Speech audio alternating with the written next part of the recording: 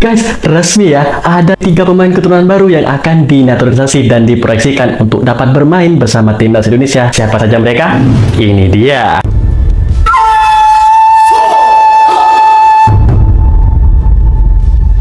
John Hartman umumkan skuad TC Timnas untuk AFF. Ada 3 pemain keturunan baru siap guncang ASEAN. Timnas Indonesia gaspol naturalisasi Luke Vickery. Malaysia panik, ikutan kejar talenta Australia begini. Jagat sepak bola Indonesia benar-benar dibuat panas dalam 24 jam terakhir. Pelatih Timnas Indonesia, John Hartman, akhirnya resmi mengumumkan daftar pemain yang dipanggil untuk mengikuti pemusatan latihan, TC, perdana jelang agenda super padat tahun 2026. TC ini akan digelar pada 26 hingga tanggal 30 Mei tahun 2026 di Jakarta, menjadi fondasi awal pembentukan skuad Garuda untuk menghadapi 2 momen krusial, FIFA Matchday bulan Juni serta turnamen paling bergengsi di Asia Tenggara, Piala AFF 2026. Namun, alih-alih sekadar daftar nama biasa, keputusan Hartman kali ini justru memicu gelombang kejutan besar yang langsung menyita perhatian publik. Nama Rizky Ridho yang selama ini menjadi jantung pertahanan Timnas Indonesia tiba-tiba tidak masuk dalam daftar. Bek berusia 24 tahun itu telah mengoleksi 47 caps dan menjadi pemain kunci sejak era Sintayong. Bahkan, Ridho kerap disebut sebagai simbol generasi lini belakang Garuda. Absennya Ridho pun langsung memunculkan berbagai spekulasi. Apakah ini bagian dari rotasi besar-besaran, ataukah Hartman tengah menyiapkan sistem baru tanpa bergantung pada satu sosok? Yang jelas, keputusan ini menunjukkan bahwa Hartman tidak ragu mengambil langkah ekstrim demi membangun tim sesuai visinya. Di tengah absennya nama besar, publik justru disuguhkan kejutan menyenangkan. Nama Excel Runtukahu resmi masuk dalam daftar pemanggilan dan berpeluang menjalani debut bersama Timnas Senior Indonesia. Striker milik Persija Jakarta ini tampil konsisten sepanjang musim dengan kontribusi gol dan assist yang menjanjikan. Pergerakan tanpa bola, positioning tajam, serta insting mencetak gol membuatnya dianggap cocok dengan gaya permainan cepat yang diusung Hartman. Tak hanya itu, sejumlah nama lain juga kembali mendapat kepercayaan seperti Witan Sulaiman, Pratama Arhan, dan Sain Patinama. Kombinasi ini menunjukkan bahwa Hartman mulai membangun keseimbangan antara energi muda dan pengalaman. Inilah bagian yang paling bikin heboh sekaligus penuh harapan. Timnas Indonesia dikabarkan akan segera diperkuat oleh 3 pemain keturunan baru yang saat ini tengah menjalani proses naturalisasi dan diproyeksikan langsung tampil di Piala AFF 2026. 3 nama tersebut adalah Ciro Alves, David da Silva, dan Jordi Weghman. Kehadiran mereka dinilai bisa menjadi pembeda besar, mulai dari Ciro Alves. Ia dikenal sebagai winger eksplosif dengan kreativitas tinggi. Selanjutnya ada David da Silva, ia adalah predator tajam di kotak penalti. Sementara itu, ada Jordi Weghman yang menghadirkan stabilitas dan visi permainan di lini tengah. Dengan proses naturalisasi ketiganya berjalan mulus, maka dapat dipastikan ketiganya bakal mencatatkan debut bersama Garuda di ajang AFF, sebuah langkah berani yang bisa mengubah peta persaingan. Keputusan Hartman kali ini sejalan dengan pernyataannya sebelumnya, bahwa skuad untuk Piala AFF akan diisi oleh pemain-pemain yang selama ini jarang mendapat kesempatan di ajang internasional. Pasalnya, turnamen ini tidak masuk kalender resmi FIFA, sehingga klub tidak wajib melepas pemain yang berkarir di luar negeri. Artinya, Hartman benar-benar memanfaatkan momen ini untuk menguji kedalaman skuad, memberi jam terbang pemain baru, dan menemukan kombinasi ideal untuk masa depan. Langkah ini bisa dibilang sebagai laboratorium taktik sebelum menghadapi kompetisi yang lebih besar di level Asia. Dengan daftar pemain yang penuh kejutan, masuknya wajah baru, serta potensi tambahan kekuatan dari pemain keturunan, Timnas Indonesia kini berada di ambang era baru. Keputusan mencoret pemain senior, memberi kesempatan debutan, hingga mengandalkan pemain naturalisasi menunjukkan bahwa John Hartman tengah membangun fondasi tim yang benar-benar berbeda dari sebelumnya. Kini pertanyaannya, Apakah strategi berani ini akan membawa Garuda terbang tinggi dan meraih gelar yang selama ini dinantikan? Atau justru menjadi eksperimen berisiko tinggi yang bisa berbalik arah? Satu hal yang pasti, Piala AFF 2026 bukan sekadar turnamen, tapi panggung pembuktian revolusi besar Timnas Indonesia. Dari sudut pandang kami sebagai fans Garuda, ini bukan sekadar daftar pemain, ini adalah awal dari sebuah perjudian besar. Di tangan John Hartman, Timnas Indonesia sedang dibentuk ulang, lebih berani, lebih tajam, dan lebih lapar akan kemenangan. Jika 3 pemain keturunan itu benar-benar datang, maka ini bukan lagi sekadar tim, ini adalah sinyal bahwa Garuda siap mengguncang Asia Tenggara. Sekarang, kami hanya bisa percaya, mendukung tanpa henti, dan menunggu momen ketika Merah Putih benar-benar terbang tinggi. Karena bagi kami, ini bukan eksperimen, ini adalah harapan besar yang siap meledak di Piala AFF 2026.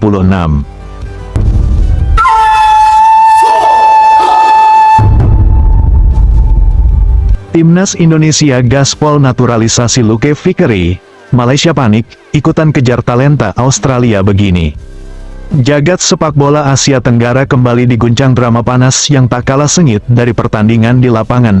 Kali ini, sorotan tertuju pada perang senyap antara Timnas Indonesia dan Malaysia dalam memburu pemain keturunan dari Liga Australia. Dua rival klasik ini kini adu cepat, adu strategi, bahkan adu keberanian demi mengamankan talenta diaspora yang bisa mengubah peta kekuatan di kawasan. Semua bermula dari mencuatnya nama Luke Vickery, pemain muda milik MacArthur FC yang tiba-tiba jadi buah bibir publik Indonesia. Bukan tanpa alasan, Vickery diketahui memiliki garis keturunan Indonesia dari sang nenek yang lahir di Sumatera. Fakta ini langsung memicu antusiasme besar, terutama di tengah ambisi Timnas Indonesia yang sedang gencar memperkuat skuad lewat jalur naturalisasi. Tak sekadar rumor liar, Vickery sendiri telah memberikan pernyataan yang membuat peluang itu semakin nyata. Dalam sebuah wawancara, ia mengungkapkan bahwa dokumen keluarganya masih lengkap dan sah secara hukum. Nenek saya lahir di Indonesia, di Sumatera. Semua dokumennya masih ada, ungkapnya. Pernyataan ini jelas menjadi sinyal kuat bahwa proses naturalisasi bukan sekadar wacana. Dengan usia yang masih muda dan bermain di kompetisi yang kompetitif seperti A-League, Vickery dinilai punya potensi besar untuk menjadi aset jangka panjang bagi skuad Garuda. Langkah agresif Indonesia ini tak bisa dipandang sebelah mata. Dalam beberapa tahun terakhir, strategi naturalisasi memang terbukti mampu meningkatkan kualitas tim secara signifikan. Kini, dengan target besar di ajang regional hingga Asia, PSSI tampaknya tak ingin setengah-setengah dalam membangun kekuatan tim. Namun, situasi semakin panas ketika Malaysia mulai ikut bergerak. Harimau Malaya yang selama ini dikenal juga aktif dalam program naturalisasi, kini dikabarkan membidik talenta lain dari Liga Australia. Nama Bradley Tapp pun mencuat sebagai target potensial. Bek kanan berusia 25 tahun yang memperkuat Central Coast Mariners itu disebut-sebut memiliki darah keturunan Malaysia.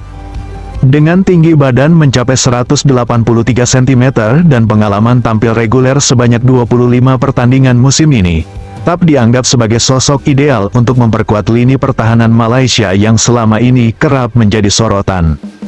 Isu ini semakin liar setelah jurnalis Astro Arena, Zulhelmi Zainal Azam, memberikan kode misterius di media sosial. Ia mengunggah emoji bendera Australia disertai tulisan singkat, "Segera." Meski terdengar sederhana, unggahan tersebut langsung memicu spekulasi besar bahwa proses pendekatan terhadap pemain diaspora tengah berlangsung diam-diam.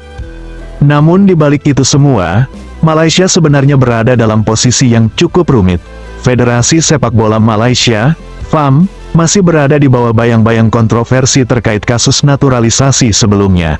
Hal ini membuat setiap langkah yang mereka ambil kini mendapat sorotan ketat, baik dari publik maupun pihak otoritas sepak bola. Meski begitu, ambisi untuk mengejar ketertinggalan dari Indonesia tampaknya lebih besar dari segala risiko. Malaysia tak ingin kalah dalam perebutan pemain keturunan yang kini menjadi senjata baru dalam membangun kekuatan tim nasional modern. Di sisi lain, Rumor kepindahan Bradley Tapp juga mulai berembus kencang. Ia disebut-sebut berpotensi bergabung dengan raksasa Liga Malaysia, Johor Darul Takzim. Jika transfer ini benar terjadi, maka peluang proses naturalisasi bisa semakin terbuka lebar karena kedekatan geografis dan adaptasi yang lebih mudah. Situasi ini membuat persaingan Indonesia vs Malaysia semakin panas di segala lini. Bukan hanya soal taktik dan strategi di lapangan, tapi juga kecerdikan dalam mencari dan meyakinkan talenta diaspora dari berbagai penjuru dunia. Fenomena ini menunjukkan bahwa sepak bola modern telah berubah. Identitas tim nasional kini tak hanya dibangun dari pemain lokal, tapi juga dari jaringan global yang luas. Negara yang paling cepat bergerak dan paling rapi secara administrasi akan menjadi pemenangnya. Bagi Indonesia, peluang mendapatkan Luke Fikri jelas menjadi angin segar. Apalagi jika prosesnya berjalan mulus tanpa hambatan berarti. Namun, ancaman dari Malaysia yang mulai agresif tak bisa diabaikan.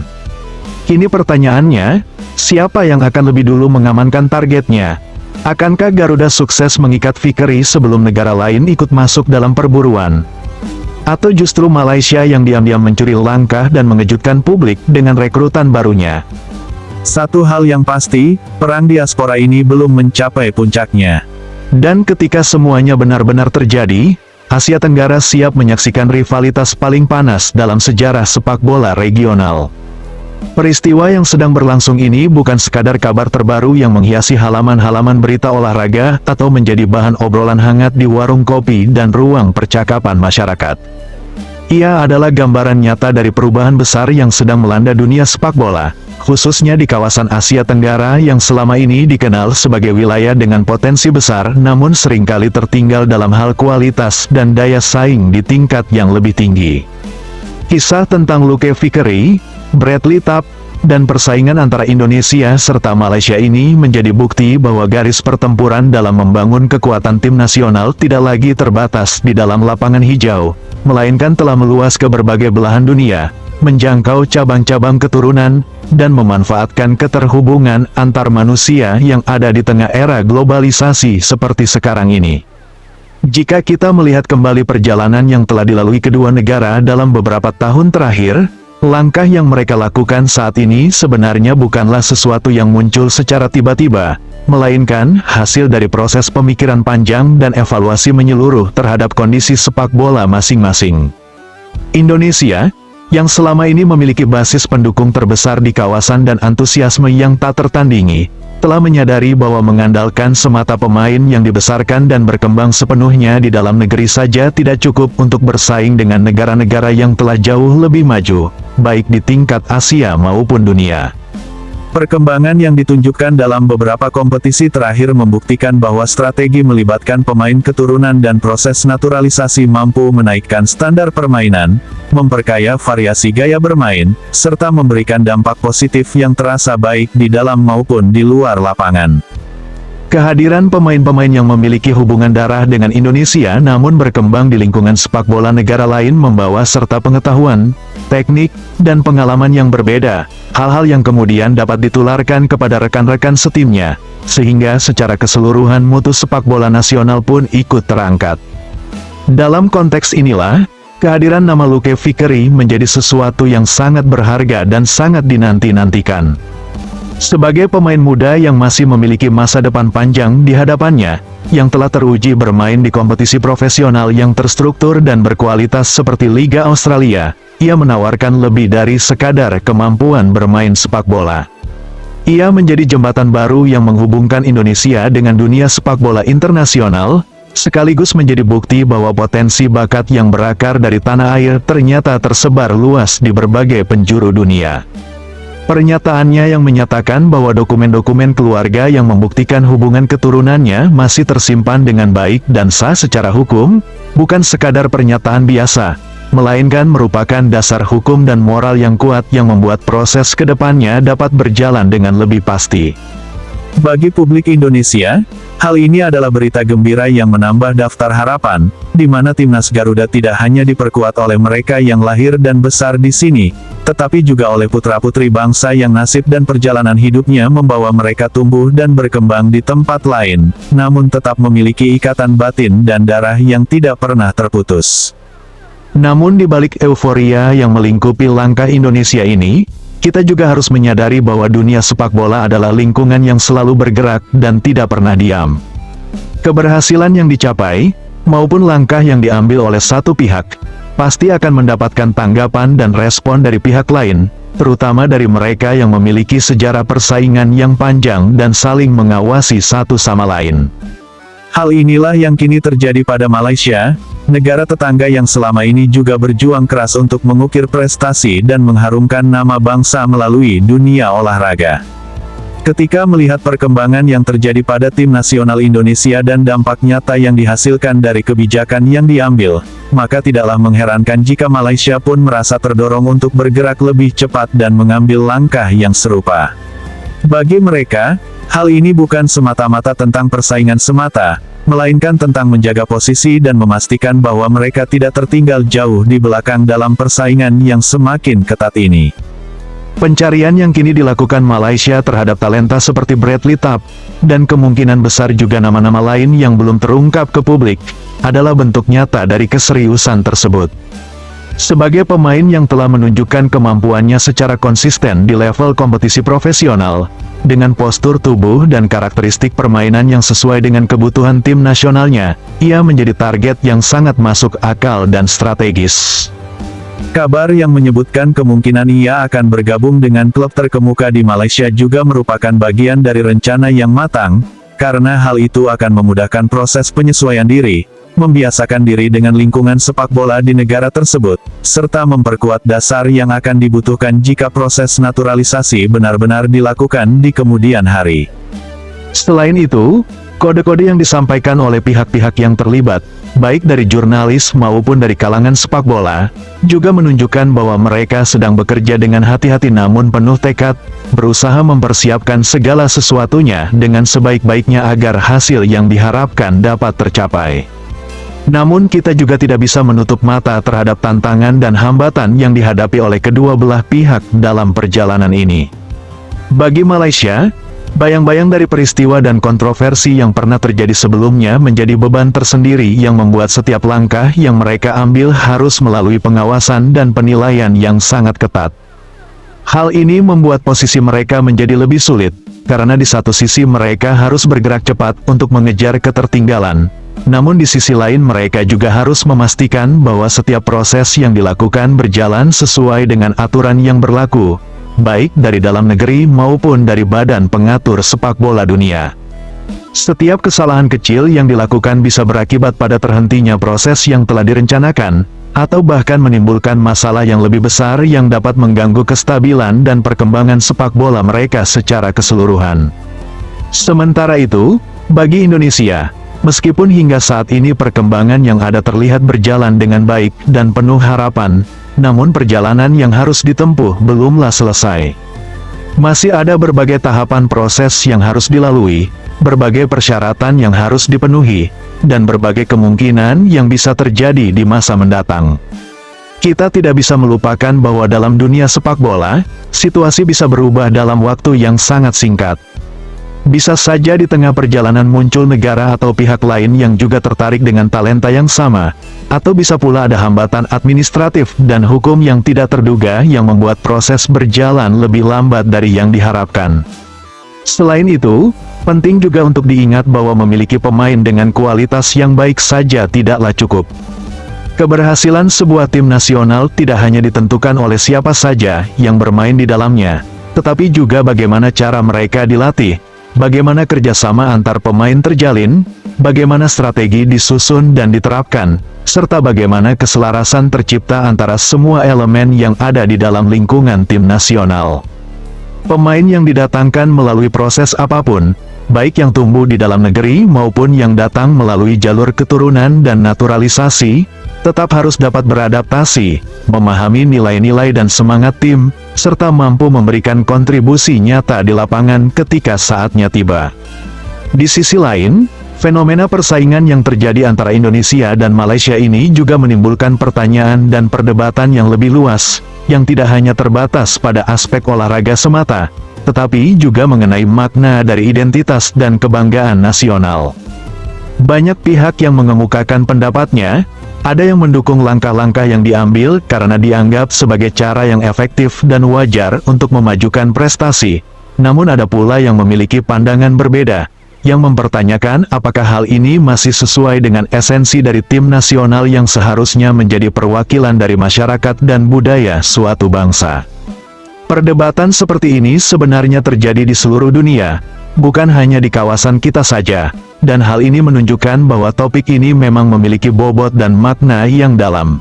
Namun, apapun pandangan yang dipegang, satu hal yang tidak dapat dipungkiri adalah bahwa dunia sepak bola telah berubah dan terus berkembang, dan setiap negara harus beradaptasi dengan perubahan tersebut jika ingin tetap ada dan bersaing di kancah internasional.